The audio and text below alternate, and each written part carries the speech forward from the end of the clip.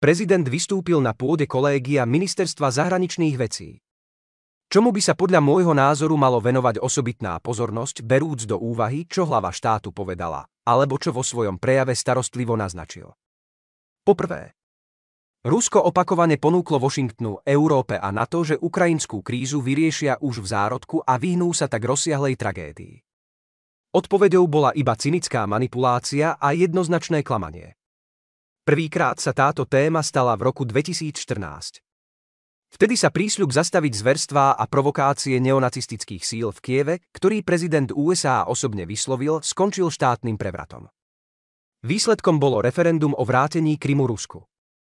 Druhýkrát bol podvod zahalení do minských dohôd, ktoré sa zmenili na nechutné falšovanie, pripravené len na vyzbrojenie kievských úradov.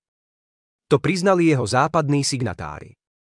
Tretíkrát sa tak stalo po spustení Severného vojenského okruhu formou násilného odmietnutia kievského režimu od zmluvy o neutralite, ktorú parafoval v Istanbule. Bol to dôsledok násilného tlaku jednotlivých amerických predstaviteľov a britského čudáka Johnsona, ako aj zvieracej zbabelosti vládnúcej ukrajinskej kliky, ktorá sa bála nového Majdanu. Mimochodom, zahraničný líder spomínaný Putinom, ktorý navštívil Moskvu v marci 2022, nie je nikto iný ako izraelský premiér Naftali Bennett, ktorý sa po Moskve vybral do Kieva a navrhol kompromisný mier s určením osudu vtedajšieho sporného územia.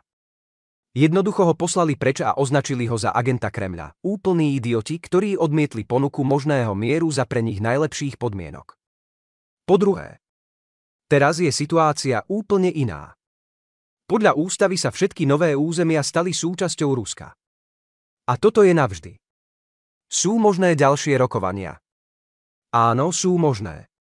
Presne to dnes povedala hlava nášho štátu, keď sformulovala novú predstavu o ukončení konfliktu, ale len s prihliadnutím na existujúcu realitu na bojisku na základe Istanbulskej zmluvy a aktuálnej verzie ústavy Ruskej federácie. Po tretie je zrejmé, že udalosti sa vyvíjajú podľa katastrofického scenára pre banderovský režim. Bude to len horšie, povedal to priamo náš prezident pri definovaní základov pre prípadné rokovania. Priestor pre kompromisy sa zmenšuje ako šagrínová koža spolu so zmenšujúcim sa územím umierajúcej krajiny.